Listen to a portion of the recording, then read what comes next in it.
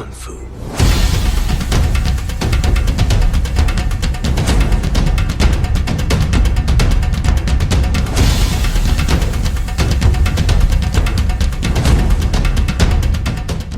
Hello everybody, welcome to the Camera Gear Movie Show, and today I have an action classic for you. Now this movie is actually not that old of a movie like some of the action classics I do, but it's still a movie that I kind of like have been on my radar. Now, if you know me, and I've probably talked about this before, I have a laundry list of movies and shows and things that I just never get around to actually watching. And then, you know, I hear about them and I see them and I'm like, you know what, I want to get around to watching this.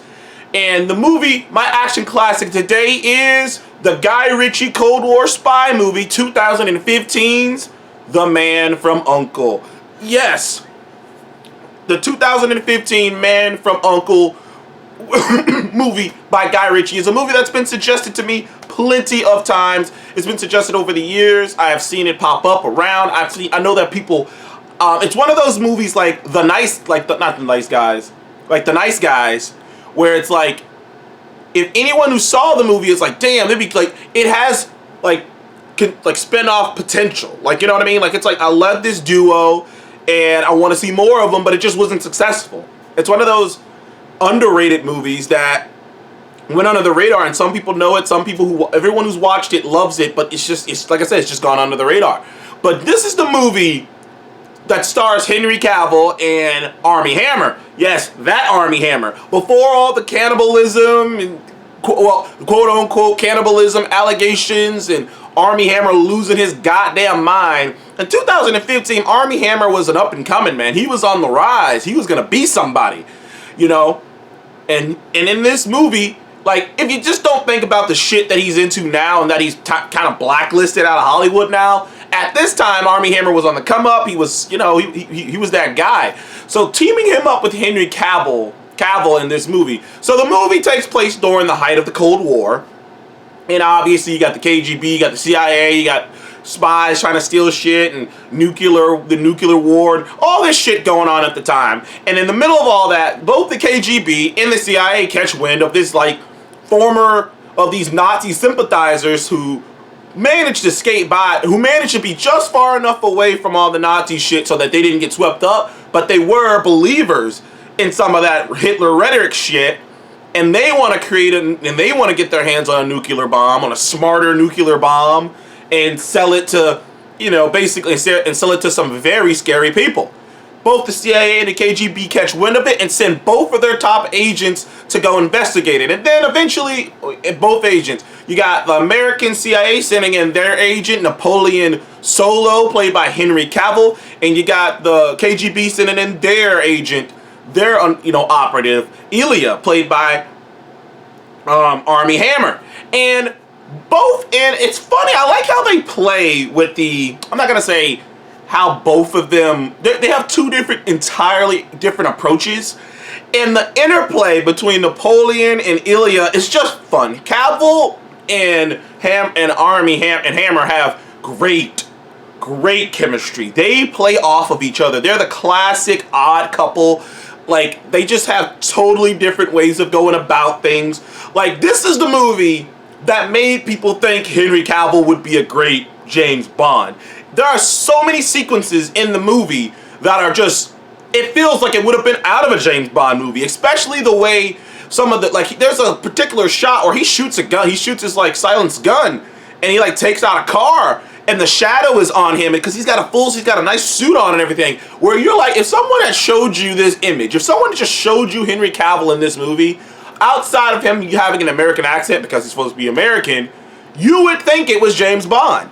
Like, his skill set, he's smooth with the ladies, he's quick with the hands, he's very subtle about how he does things. Like, everything about him, the way he moves, his calmness, his demeanor, it all oozes confidence, and it all oozes just like a man who knows how to get in and out of situations, who knows how to get himself into any situation and get himself out of any situation. A man who can talk a woman out of her pants and steal a watch off of a guy without even seeing it.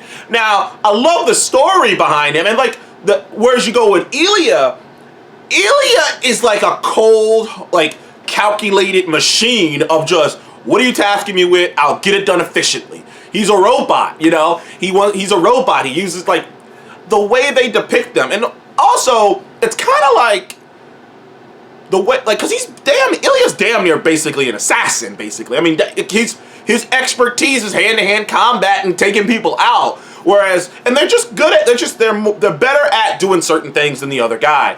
And the way it feels like, at least my interpretation is, at least Guy Ritchie interpretation is that America spies, or like, it's like America got spies and taught them how to kill.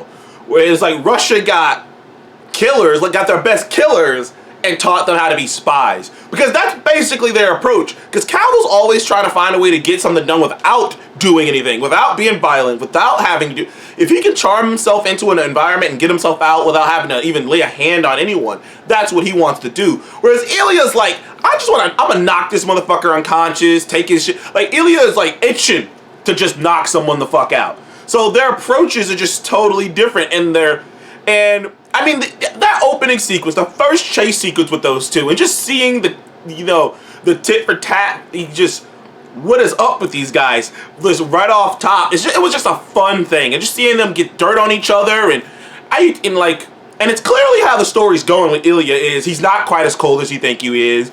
He does have a heart, as it starts to reveal itself as the movie go on. Eventually their chemistry starts to grow. They start to trust in one another, even though they're on opposite sides of this Cold War.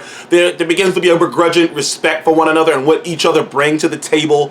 Like, it's just a fun fucking... The movie's worth it just for those two alone. But then you add in this other factor, that Gabby, who is the daughter of the guy who's building the bomb, and they bring her in thinking that, well, this movie came out a while ago, so I don't mind spoiling things, but they brought her in thinking that she was just going to help them get to her father. Turns out Gabby was a British special agent, and because The Man From U.N.C.L.E. is based off an old show that came out, I think, in the 60s. So The Man From U.N.C.L.E. is a lot like what am I thinking about? What am I thinking about? Sorry about that beeping noise. This fucking thing just does that sometimes. But A Man From U.N.C.L.E. is a lot like Mission Impossible, because Tom Cruise's Mission Impossible movies were based off a show called Mission Impossible that took place a long time ago, and they had their own reinterpretation of it, and we got the Tom Cruise movies. A Man From U.N.C.L.E. is very similar to that, because there was a Man From U.N.C.L.E. show that was out a long time ago, and as it turns out, because that show was about British, British, Russian, and America coming together to form a unit that go take on jobs that no other unit could actually pull off. And you kind of see it lead in that direction. But as it turns out, Gabby was a British secret agent. So that was kind of fun. And the relationship between Gabby and Ilya it's an interesting one, right? Because you can tell there's real shit there.